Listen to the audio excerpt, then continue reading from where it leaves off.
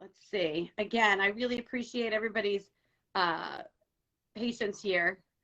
It's definitely, there we go. Okay. All right, guys. So here's the deal. I switched devices for the third time. I can't see comments, Okay. so I apologize. If anyone's commenting, I have no access to it, but thank you all who are watching. Keep the comments coming, because after the broadcast, I can go through them and maybe go back and address some questions. Yeah, I'll try to incorporate as many as I can. But I also want to make sure that we get to our questions that people answer like had ahead of time. So we'll try to do the best that we can. Yes. And if we can't answer them, we will answer them at a later time. So awesome. So I'm so glad you're back. Okay. Hi. So do we want to go for the questions for Ben? Do you think that's a good way to start it, or do you want to move on? Do you want to go to? Sure. I mean, I've spoken to Ben about this. I could answer for him.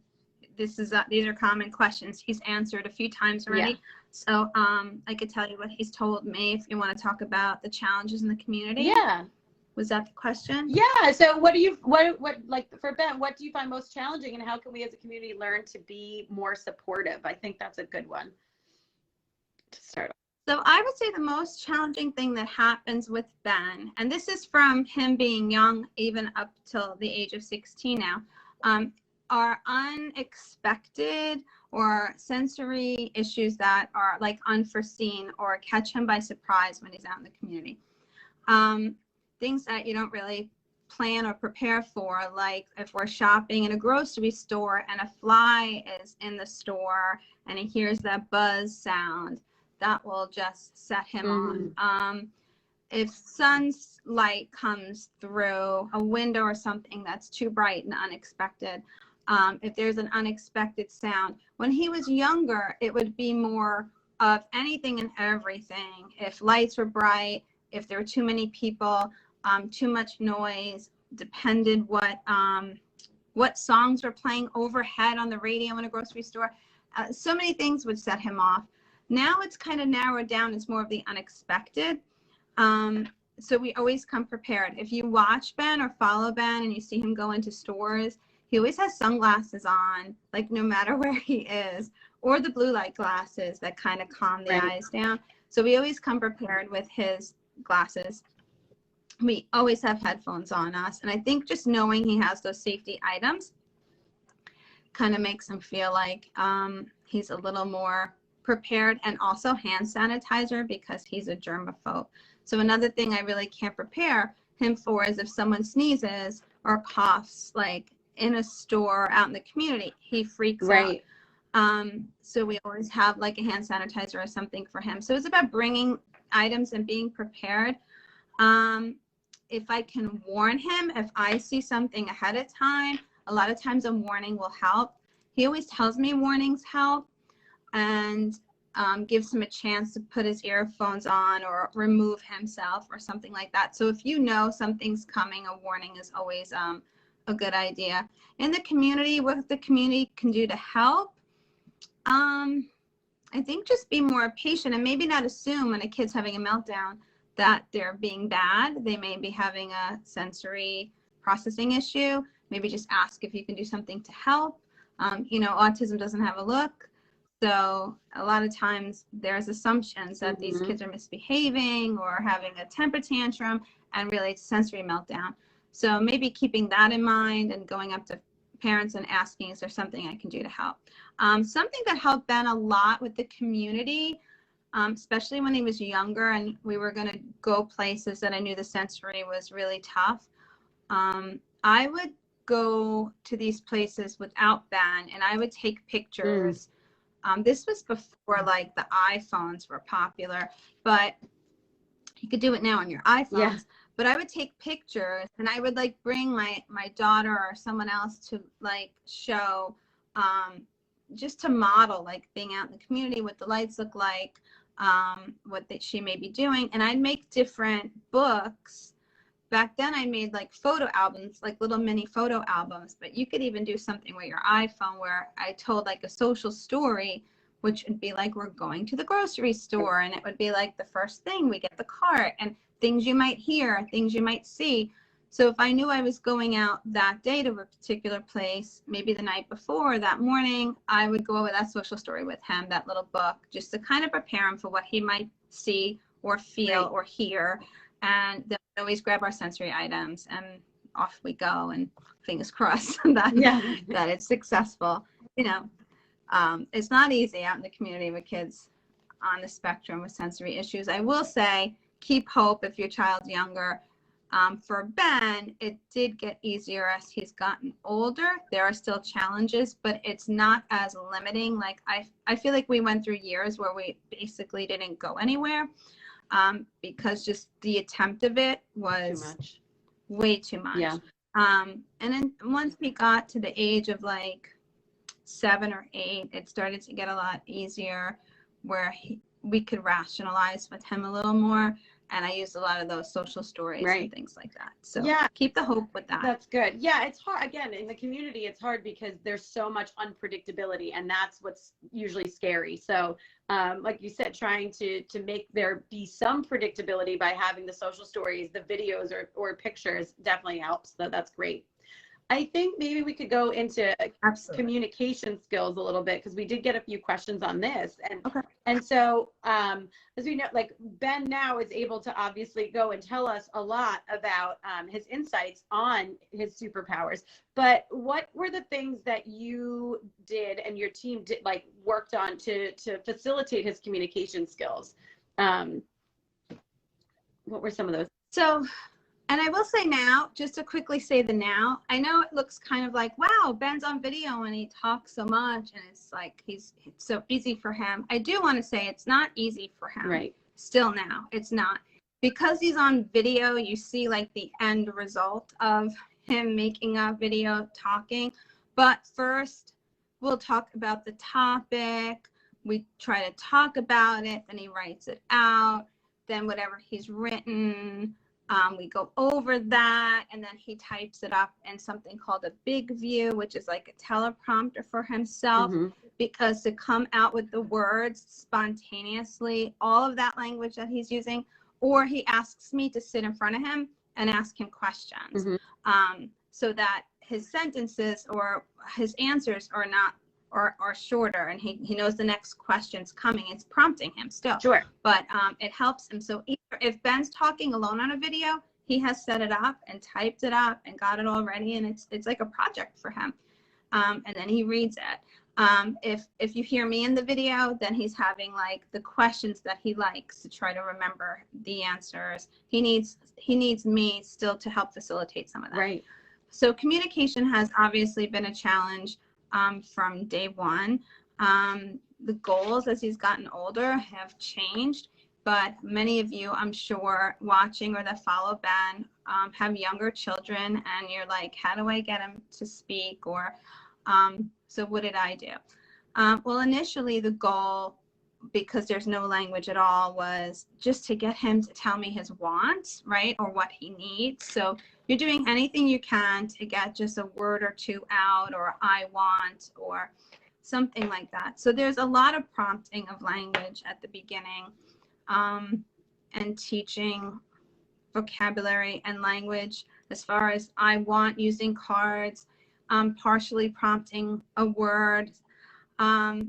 And that's helpful because you get your child to hopefully eventually tell you what they want by holding up a card and going through those trials of asking and requesting for things. But however, I will say that what I learned from meeting with specialists and research doctors and seeing Ben become a little rote in his retrieval of language was that, and Ben had a lot of echolalia, the self-talk. So as he was developing those words, he was learning like, I want juice, very simple. He was also repeating a lot of TV, scripting, and all that non-functional speech. So what I learned along the way was the parts of the neural pathways of the brain that are producing that type of speech, the prompted language, the I want juice that I've memorized that I have to say, is the same neural pathways that are repeating language from TV shows or commercials and that repetitive self-talk. But what we really want to do, in addition to that, is start triggering for spontaneous language to come out. Maybe Ben doesn't want to say, I want juice. Maybe he wants to say, I'm thirsty, or something else.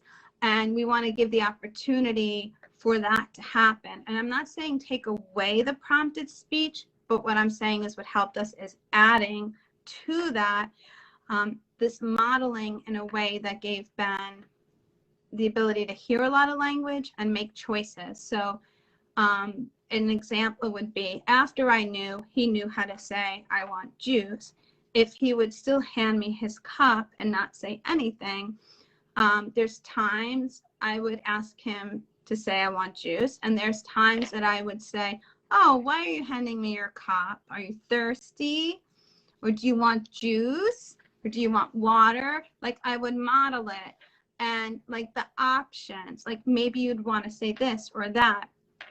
And then I would choose one. Or I might say, when I hand someone a cup, I say, I'm thirsty, because it means I'm thirsty. Do you want juice or do you want water? And I'd give a choice and I'd wait and see what happens. And oftentimes at the beginning, he'd go back to that memorized, prompted language. But over time, he started to have new words on his own. And when he's retrieving language spontaneously, now we're using a whole different neuropathway of the spontaneous language that every parent's hoping to hear. Right. So modeling it, describing it, choices kind of helped pull that out of him. Also, whatever he was self-talking about, not all day long, but whenever I had a minute or two and I'd hear the self-talk, I would join the self-talk. And I know I've said this 1,000 times on his page, but it made a huge difference with Ben. So if he was talking about a character on a show, I would just chime in and say, oh my gosh, I love that character. He's so funny. What do you like about him? And, you know, you get no language at first, but you try to have a conversation. Engaging, right? That's kind of, yeah, without the other end of it, like, oh, I bet you like that maybe you like that he's funny. I like that he's blue. You know, and you're just modeling this exchange and using what they like, because it kind of gets their interest. Right. They perk up, like she's talking about the thing I love, and they are engaged, and that helped him a lot. And it doesn't happen, overnight. Right. It happens over consistency, and I mean constantly do it and talk and describe and talk and describe. Also movement, talking to your child when they're in motion. Ben would do speech therapy on a swing. He would do speech therapy on a trampoline outside. Games like Simon Says, where you can move around. Simon Says, do this. Oh, these are my arms. And then you talk about your body parts. Where are your arms? But you're in motion. The motion helps those same neural pathways for speech that are spontaneous language. The parts of the brain, so it kind of signals that. And they've learned this in MRI studies, functional MRI studies for speech development. They've played music under MRI in kids with autism in studies, and the speech centers light up during music being played. And they've done studies with movement. So we utilize the movement, and that's why we really allow and didn't try to extinguish the flapping of the hands, which I know is distracting for a lot of people when they see the heavy motion, and they kind of want to teach something else or put your hands down. But our therapists were great with Beyond, with helping us utilize the movement. Right. And they were so great about it. They'd go in the backyard. And, Ben didn't know he was having therapy. You could literally have your therapy in a fun way and not realize we're working on these goals, or we're even working on eye contact. And every time you get some eye contact, you're like, oh, great looking, right? But it's just because they want to look, not because they're forced to look. But the speech, they come in from outside and be like, I can't believe what he just did, just from being like on the swing. And so I had great therapists. Chibiana is great. by the way, who are very open to trying things in whatever way a child response. You know, this is not cookie cutter. This is like every kid is different. Right. And everybody's motivated of course there's differently. similarities. Every kid's different. Yeah. So I would say those few things. One would be modeling speech, giving choices. Don't just prompt it, also describe and give choices.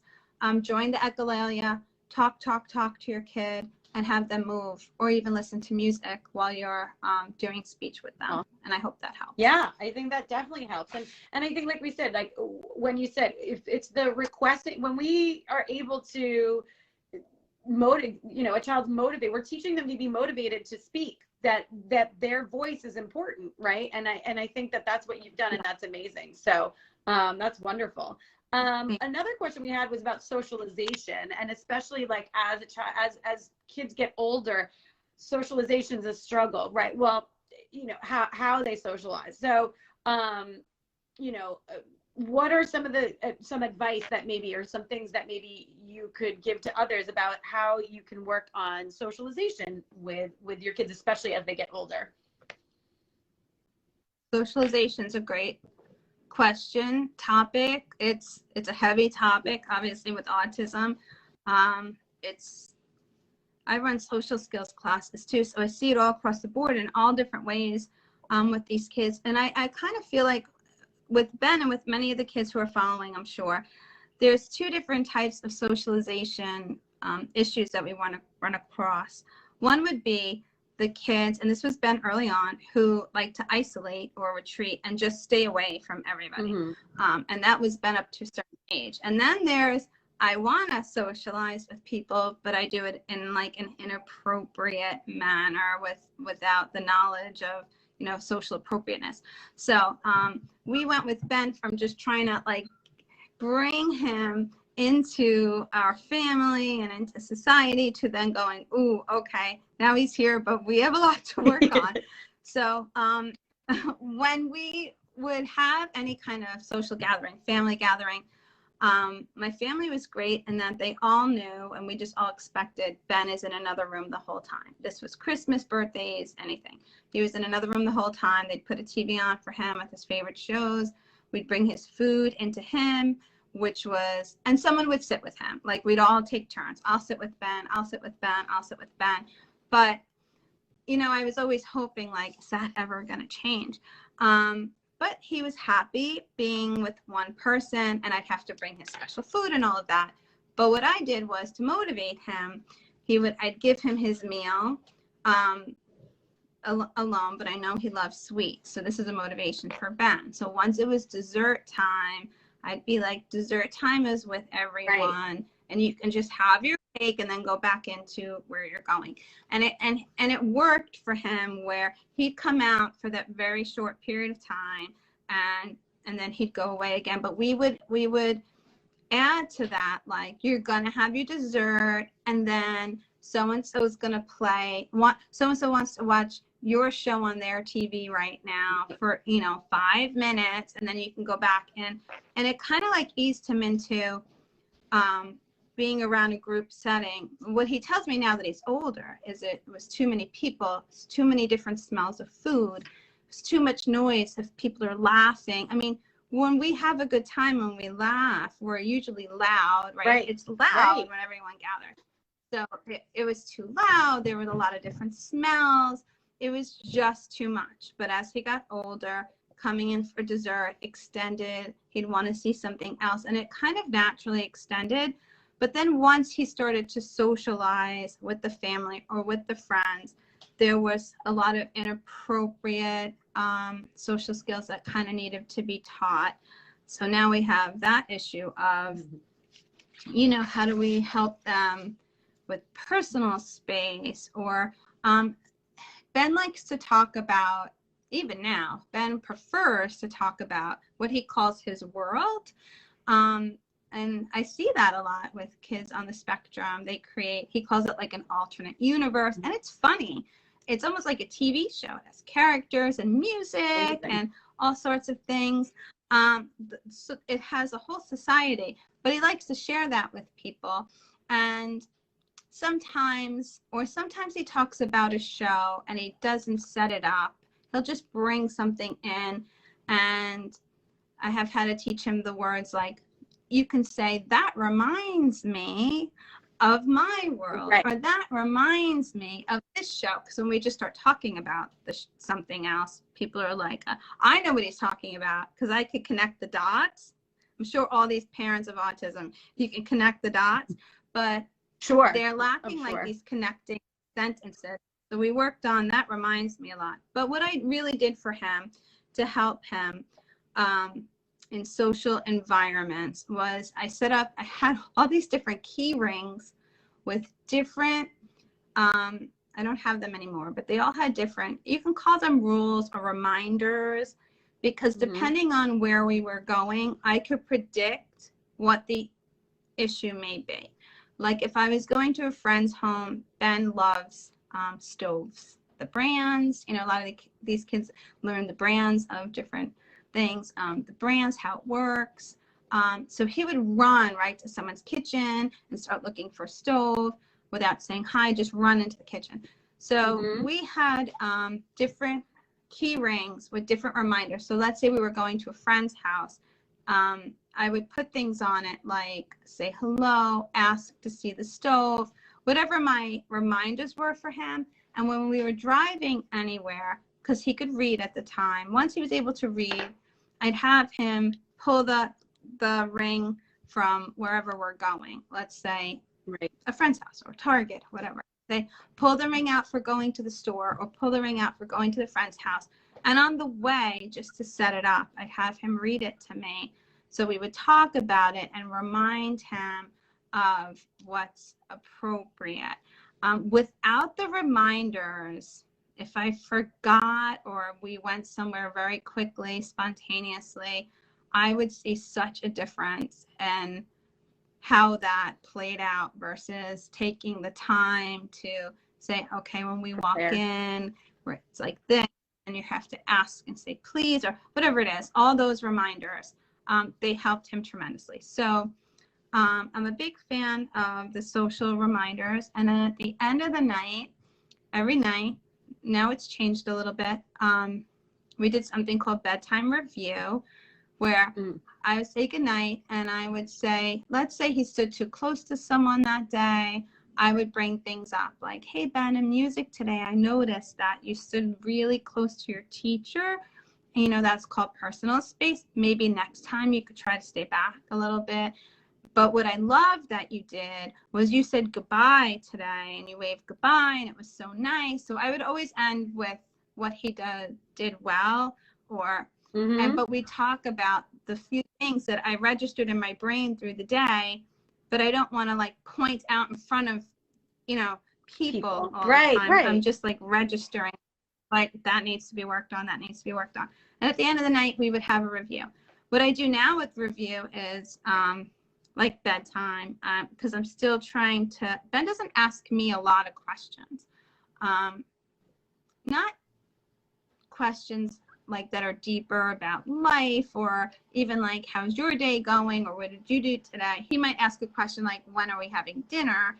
But I just ask him at night now. I'll say, I'll ask you a question about your day and you ask me a question about my day. Because asking questions, I never thought he'd ask a single question, but trying to get him to get more comfortable with asking questions. But so the bedtime review helped, the social rule keychains helped. Yeah, I think that's really, and then the motivation to bring him when he was younger out into, and then extending that time a little at a time. Yeah, that's wonderful. I think one of the I things hope that's that helpful. I think that was amazing. I mean, I'm in the chat. That there definitely was like, oh, that's a great idea. So I'm seeing that. So that's I'm glad people are taking that. That's really a great thing. I think one of the things that we also you were talking about in that with those social situations are the where it gets to be too much, right? It's over sensory with the smells or the amount of people. So one of the questions was, how do you deal with those sensory overloads? And we kind of talked a little bit about it. He's got headphones and glasses, but sometimes it does get to be too much. So what are some of your strategies that you and Ben kind of worked with on that? It does get to be too much. It's a tough one. I would say that the best you can do once it's at that point where you're like, oh dear God, is whatever whatever you can do that's a sensory, almost like timeout for them, like a sensory calming.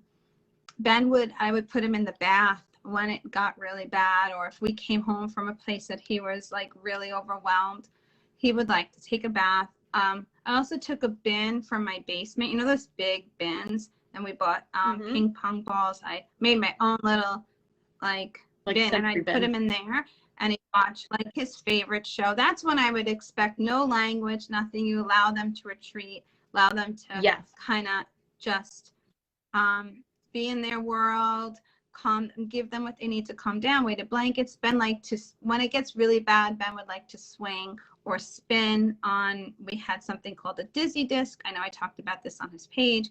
It's on Amazon, check it out.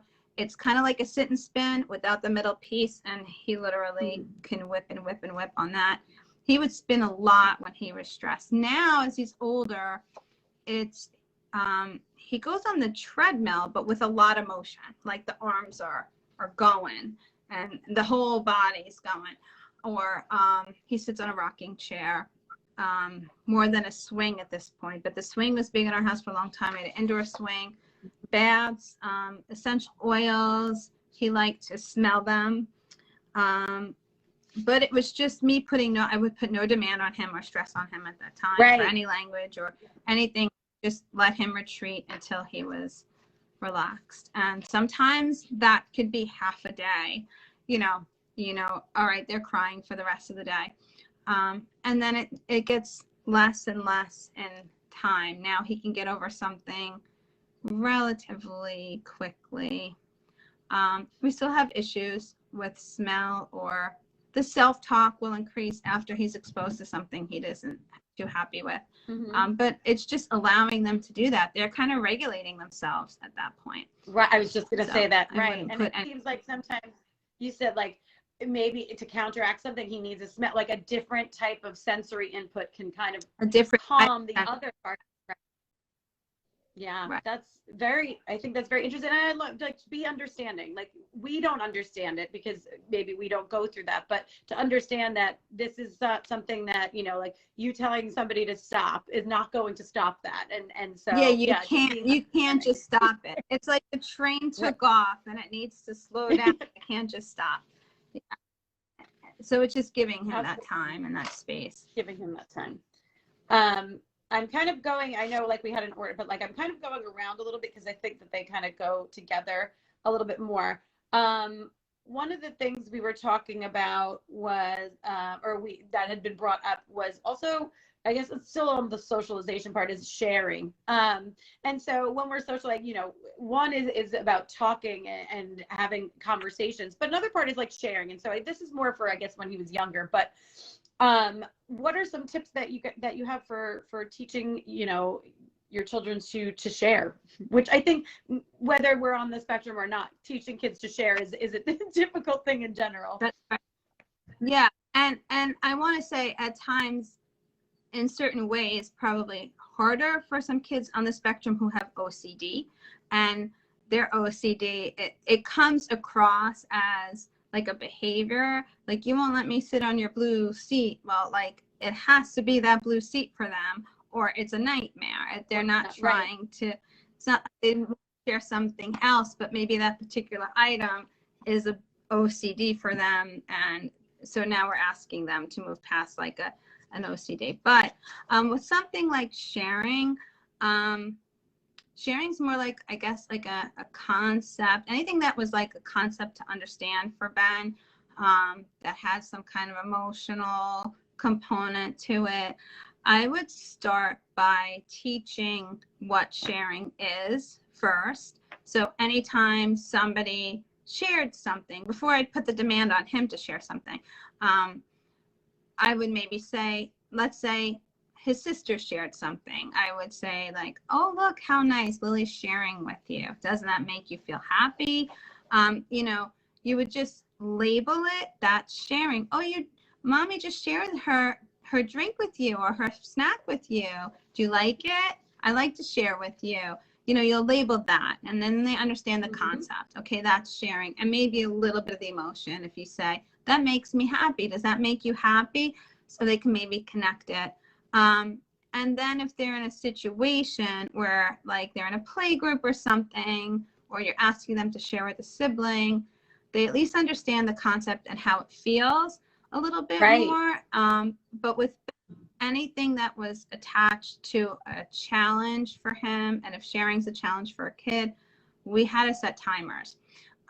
So it would be, you're going to share this for even if it's 30 seconds. You start very small and then you build it up. Or maybe you can get them to share if they're asking something of you, and you could say, oh, I'd love to give you this, but first, can you share your toy with Lily over there? And then mommy will share with you. You could try that. Or you could set timers and extend the timer. Anything that we put on a timer had to be one of those very visual timers for Ben to actually see the countdown. Sometimes he got OCD about the timers themselves. You know, he still sets timers till this day because it makes him feel better.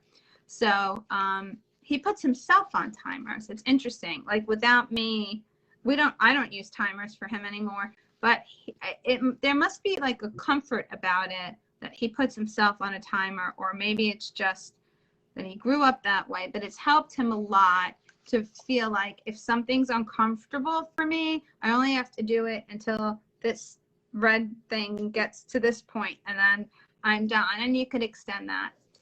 I've had to do that with a lot of things with Ben over the years. So yeah, it helps. I like that idea. Yeah, it definitely helps. I love also like the visual timers too, especially if the child doesn't have the concept of time yet, right? So instead of a 30-second timer where that means nothing, they've got like the visual time, right? Like that one really works well too. But I love that idea. The hourglass. You know, they sell those little sand models that come in different times. Yeah. You can use those. That's wonderful. For sure. Yeah. That's it. And I like, again, how would you expect, so like you said, it's a concept. So how do we expect kids to share if they don't understand the concept of sharing? So I love that idea. Even with self-talk, you know, when people would, you know, I allow self-talk because I use it to help his speech, but there's certain times you can't self-talk, like in church or in a library. You want to teach them like a time and place also. So, but at first I never wanted to say stop talking because he has autism and you want them to talk. You want them to talk. Right. I don't like to go, everybody works like you work so hard to hear anything that I almost never wanted to shut it off really. And one of his doctors did say, never stop a self-talk because they're at least using some language pathways. However, like let's say at the library or something. So I didn't want to say stop talking, but I'd like to say, try not to self-talk here in this place. But I had to teach him what self-talk was first. So for a few weeks, every time he talked to himself, I just said, oh, Ben, that's self-talk, you know. Oh, Ben, that's self-talk. And we labeled it. And then we got bracelets. And we attached like a green, one of these kinds of bracelets I'm wearing for Autism Awareness Month. Like the rubber, yeah. But yeah, we just got, so we got a green one, and that meant this is an okay place to self-talk. And then we got a red one that meant try not to self-talk. I would never say don't. I would just say try not to. And yeah, just try not. Just to be aware of it. And so if we were in the car, he had the green one on. And then as soon as we'd get to like, let's say church or wherever we're going, if it was a place that I'm like, we really have to try not to self-talk here, then I'd switch the bracelets and I remind him what it means. And so that I was trying not to have to say it out loud wherever we were. So I would just point to his bracelet, like hold his hand and point to his bracelet if I heard it in a store or something. I would just point as a visual reminder without holding up a card. Like that looks like, what's that woman doing with her kid? And all that verbal reminders, shh, don't, you know, that's like draws attention to, and it. It draws attention to us as nagging. You know, nobody wants that's not going to be very effective. So I love the bracelets idea. That's amazing. That's so smart. that worked for Ben. That's really great. So one of the other questions that we got was actually about motivation. And I love this question. That my son is 12 and he has superpowers too, which I just love the way that that's phrased, right? I'm just having difficulty motivating him. Where do I start? So I think that's a great question. And honestly, I probably need the answer to that for myself too. But I love that. Nope, you're good. Sorry. Okay, sorry, your audio cut out. I love that the parents are recognizing superpowers. I don't know exactly this child's superpowers, but I love hearing about it. So many of them have them, these abilities that are in there. So it's fascinating. They're really gifted children. How do you motivate them? I think maybe the parents talking about motivating them to use their superpower. Is that what the assumption is here, Tara? Yes, I think so. Okay. So, So let's say your child has an ability. Well, we could all be good at something and really not enjoy it at the same time, right? Like maybe you're good at drawing, but you don't really love doing art. But knowing that there's an ability, I guess it's about being creative and finding a way you can use that ability that brings joy to the child. So, like you could be good at music. Maybe you're not playing instruments. I don't know. Maybe you're singing or writing music or making up songs. There's so many different ways to use music. So I think it would be about exploring different ways. Also, like to give an example, Ben, I knew had a superpower of music from like 3 years old, where he'd walk in from the car and just go over to the keyboard and play a song that he just heard. It was crazy. And then I found a special needs music school for him, but they did recitals. So a couple of times I'd put Ben in a recital. At this point, he had no language. He was just playing music. But I can tell the stress after a show. Like there's people there, there's clapping, there's all different kinds of music, other kids playing instruments. I could tell it was uncomfortable for him. After like maybe a couple of times, he stopped playing music here. And I think he was associating. So I just stopped. Like I didn't do any kind of show. I didn't do lessons. And I knew he had perfect pitch and great abilities, but I just let it go. I put a lot of instruments here. I play a little bit. I play next to him or with him, trying to make it fun, easy, no stress. And to this day, and then he'd go to it more and he'd go to it more and he'd go to it more on his own in different ways. And over time, then as he got older, I asked him, do you want to take a lesson? Do you want to go to this place? And if he said no, it was no, because I don't know the sensory that he has to endure just walking into a music studio. But it got to a point where he said yes. And then he'd say yes to this and yes to being in a band and yes to and things I never thought he'd want to do. So it just kind of grew. But sometimes they have the superpower and it's frustrating. Can be, I guess, some parents thinking, can you just use it? It's an amazing ability. But sometimes just making it joyful and unstressed and just exposing them to different ways to use it without pressure of using it helps it to naturally kind of, and sometimes you just joining in and making it fun becomes a motivation for them to do it. Absolutely. Yeah. That's wonderful. So hopefully everybody here has a child that has some sort of superpower, and just encourage it, but again, like you said, don't put too much pressure on it. And make sure that they like it. Make sure that they like what they're doing. Otherwise, Right. the Yeah. sparrow will go, yeah.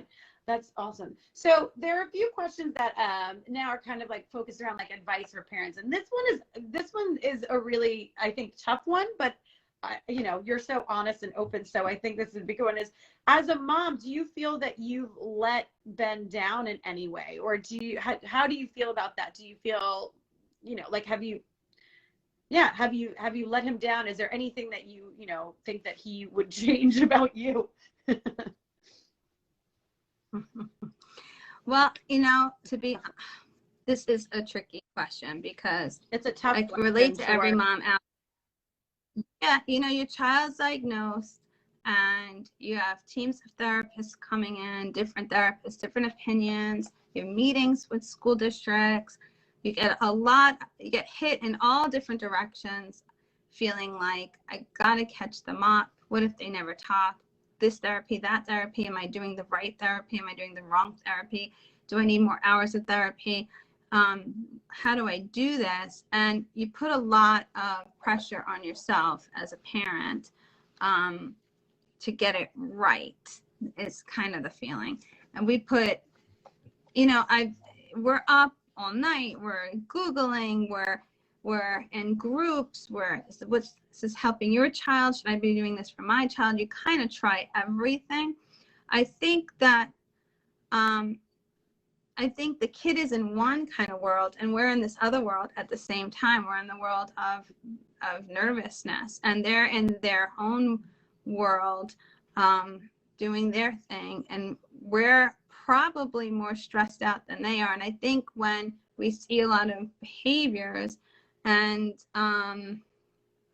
challenges with them, it's because we're really trying to get them to be part of this whole sensory world that they're uncomfortable in. And are we doing that the right way? Are we putting too much pressure on them? Look, there's no, I think if I could talk to myself back then, it would be, telling any parent out there, I do believe there's something to say for not missing the joy in your child. It's still your kid, and you're supposed to have fun, and you're supposed to bond and connect and relax together.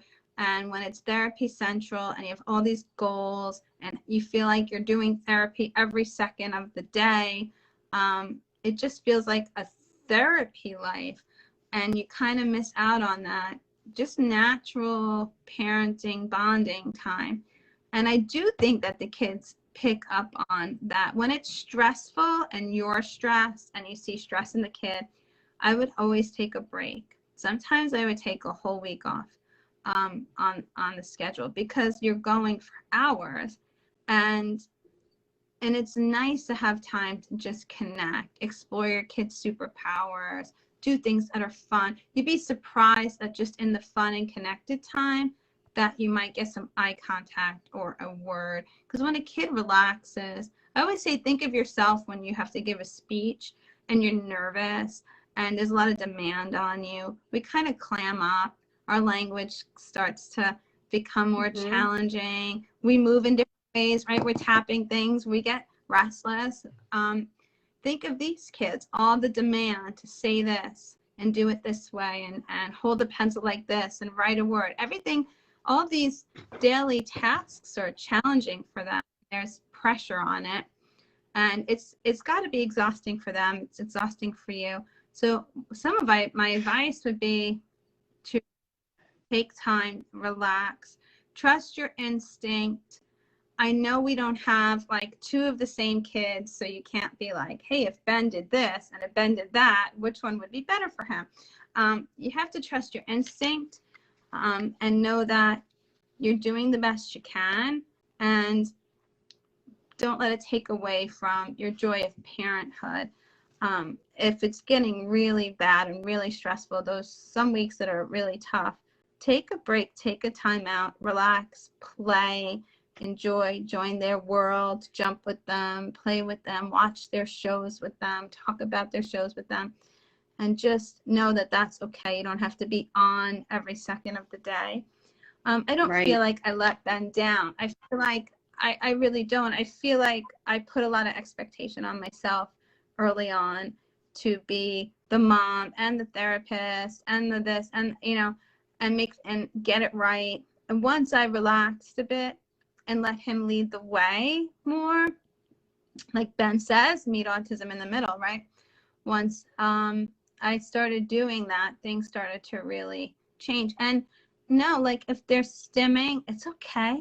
Like they could stim, you know, it's okay. It's who they are. They're in a different sensory world. We hear a lot. Look, you're in public, you get the eyes rolled a lot, you get the looks, you just do. But when you can get to a place where you're like, that's a them problem, that's not an us problem. We need to educate these people. And right. And I used to pass out cards that just would be like little business cards that said something like, my son has autism, he's not misbehaving, these are autism sensory challenges. To learn more about autism, go here. And I would direct them to like a current website. And it would just slip them a card, which would let them know, look, I know that you're watching and you're having some thoughts right now. Right. Without me saying something verbally, like I'll just pass along a card and move on. There's more and more and more kids being diagnosed with autism. This is not just Right. Ben and a handful of kids. This is a whole population of kids. We need to teach society that it's going to be different in some ways, and it's really amazing in other ways. Yeah. So, yeah, it's just about, and trust your instinct. If you feel a therapist isn't working out, there are more than one therapist. If you feel a style of therapy isn't working out, there's more than one style of therapy. I was very lucky that I will say Achieve Beyond went with the flow with us. I mean, I was the mom that was researching things on my own a lot and asking my therapist to take a turn, but they would watch Ben and be like, you know, this warrants a turn, and trying something different and trying doesn't mean you're not in therapy if you're jumping on a trampoline and talking to your kid, or on a swing and doing things. And I had a very great team that was willing to do this with me. So if you feel, you know, that maybe I should try it this way, maybe I should try movement, or maybe I should try music, or talk to your therapy team. If you have a good therapy team, they'd be willing to try different things with you and explore. It should. And oh, I will say, sorry, I get triggered. I want parents to know, get off from the table and chairs of all the therapy sitting down, because that's just, when you take it off the table and you try to have a conversation, if your kid has language and they're doing speech at the table, and then you get up and you want to have a conversation with them standing up, because they love movement, you'll see a lot of walking away or turning their back to you, or whatever it may be. So take the therapy standing up. Try to do conversations standing up. I would get a floor mat for Ben and make it like a game. Like, all right, buddy, like while we're talking, if you stand here, like, see how many times we can go back and forth with you standing right here. And I didn't care if he moved the rest of his body. I was trying to get him not to walk away in the middle of a conversation. So there's so many ways to play games with it and still be doing therapy and having fun. Ben has a lot of this on his YouTube channel as well. If you want to go through some of his videos, we've made a lot of yes, this over and the we years. put up the links. We put up the links to the YouTube channel, Facebook page, so please check them out.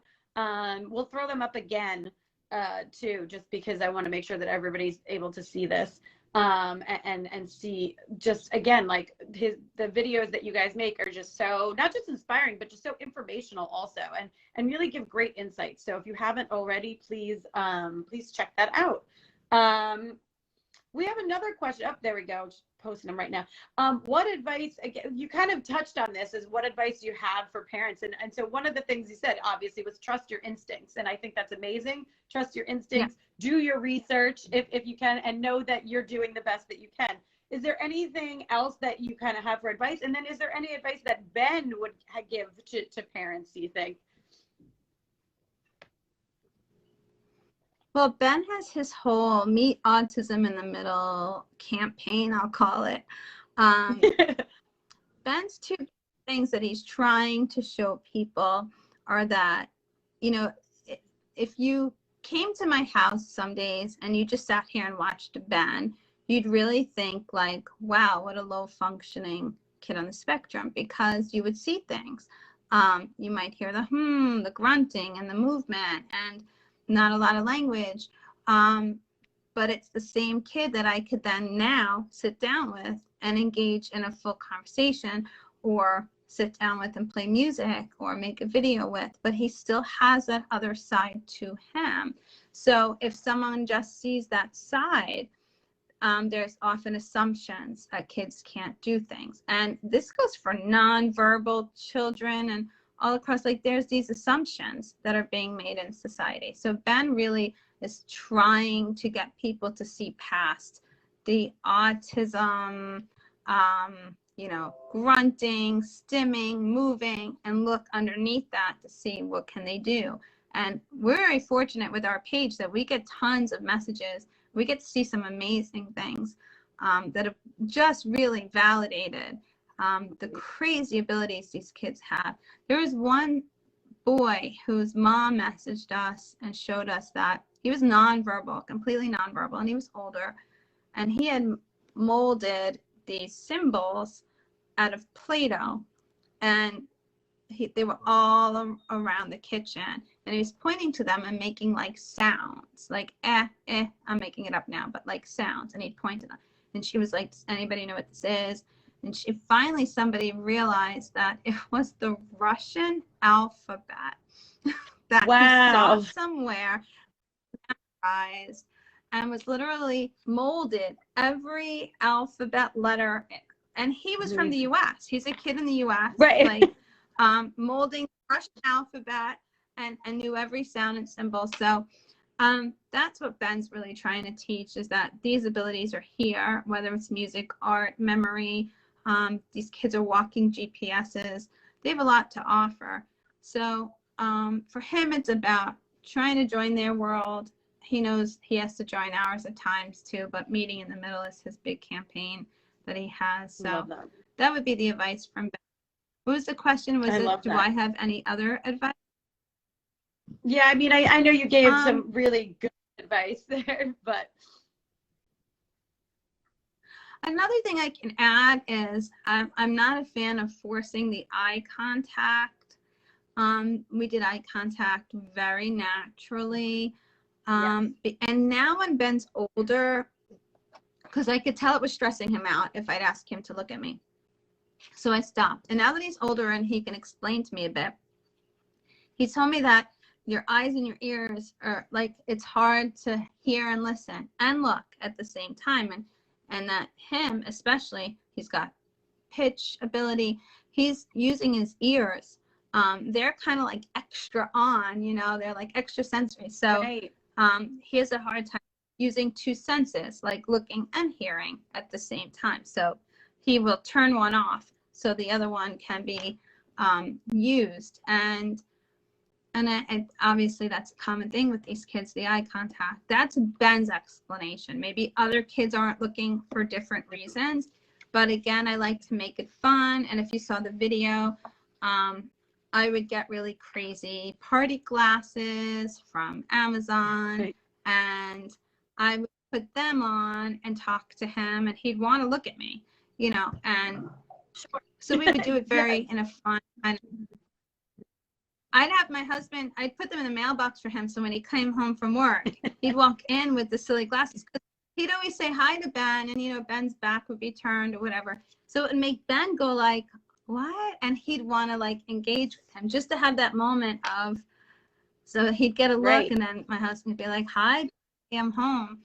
And so we're fans of the funny glasses, guys, if you want to pick those up. But that's awesome. I'm not big on, and really it's tuning into your child's level of stress. I think sometimes less is more, like anything. Sometimes just reading their stress level will tell you what's working and not working for them. Yeah, That's a great point. Yeah, tune into that. I think sometimes, again, we're like you mentioned, like you get so into like, okay, what am I supposed to be doing, or am I doing this? That you sometimes don't get to just tune into your child and their face and their responses of, do they like something or are they stressed, right? And so I think that's wonderful advice. I got a question in the chat that I thought was an interesting one, and somebody had mentioned, do you limit screen time? And if so, how? That's a tough one. I was just, like screen time for everyone is tough right now, but like, yeah. I did for a while. Now Ben's very busy, so I really kind of don't have to do that. He's doing a lot of music and other things. When he was younger, this is something good. I feel like when his work was done, he is homeschooler. If he had his choice, he would just be on a tablet the whole time.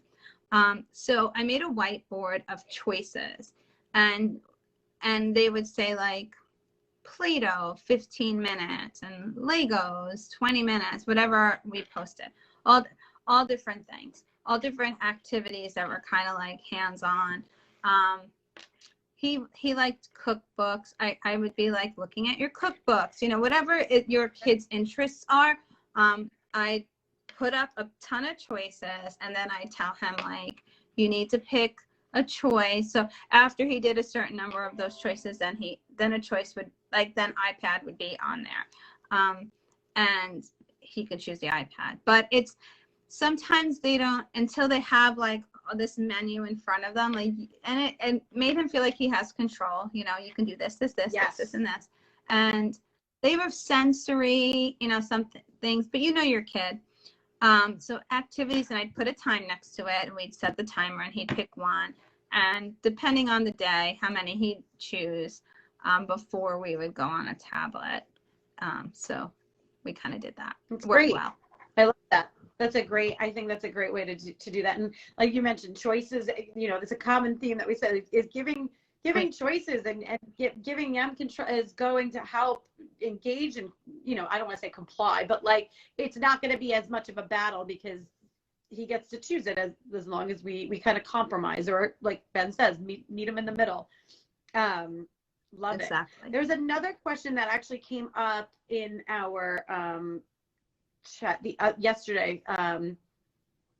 Said, my daughter often has issues with situations on the playground, so maybe how to react when she maybe doesn't feel like she's being treated well, or something happens and it kind of just gets to her. She gets very upset, and then it just kind of ruins her day. So is there any advice on how to, I'm sure we've mentioned social stories. I think that's definitely something that, like, on how to deal with things, but so it doesn't ruin their day, essentially. That's so tricky, right? Like, I know. I don't know exactly on that playground, but sometimes if you're in a mix of other kids, sometimes a kid with autism and a kid with autism actually can clash. Ben's had issues with some play dates with autism because some kids' OCD is very different than their OCD, and like that can clash. And sometimes the typical kids don't really understand why they're having certain, struggles, or why they're behaving in a certain way. And it's hard to always educate the younger ones. Tricky question. We do need to start educating the younger ones a bit. But I think maybe a social story of what she can say or how she can respond, like pictures, and maybe role playing it. We did a lot of role playing with Ben. But how to deal with the emotion afterwards if something happens, that just goes back to like trying to regulate yourself again. I guess whatever really calms her down, right? And her in a distracted mode, her favorite things, her favorite relaxation things. And then maybe seeing if you could do some, I don't know where this is taking place. Is this at school? Maybe you could do some education or bring in some kind of stories or books so that kids can learn about autism in the setting, unless it's a school of autism. I'm not sure. The emotional piece can be hard. I think the social stories are a good way to go. Yeah. And What do you somebody think, mentioned, Tara? like, do you have a specific social story? But really, social stories aren't like, you don't have to have this beautifully like made book with illustrations. It can literally just even be, it should be customizable. So it's really something that you guys can just put together, make a story right there, right? Yeah. And I do love that, as long as it's personalized and it takes perspectives. And sometimes if you tell your child, like, someone else has the same feeling, like this other girl or this other kid has the same feeling, went through the same thing, they don't feel like they're alone in that. That helps too. I will explain to Ben sometimes. He knows a lot of spectrum, like, this kid does the same thing as you with his food, or it's the same thing, because they're not alone in how they're feeling or what's triggering them. So maybe just reassuring her with that might be a little helpful. Yeah, I think so. I think that was great. So, I mean, those are the questions that we had, and we're gonna, it's about 8:30. I'm so sorry again for the difficulties that we had, but I'm just so grateful to be able to talk to you, Angela. You've got so many amazing insights, and honestly, I think every time that we we have I learn so much more about things. So I really do appreciate it. For everybody that's on, yeah, go ahead. And so grateful to Achieve Beyond. They've been Achieve Beyond's been with Ben since he's 3 years old. This is the last year of him with this agency, but it's been 13 years together. And you've seen the progress we've made. So we're very, very fortunate that we had such a great open-minded team. And I'm happy to share all this because we're really in it together. As an autism community, we're all just trying to help one another navigate this. It's not always easy, but it's also really amazing at the same time. It's both, right? So let's focus on the amazing parts as often as we can, and just try to support one another with what we've learned and what we know. And I guess any other questions, drop them down, and we'll try to get to other things at another time.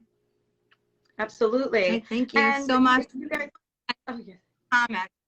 So for everyone who attended, I just want to thank you.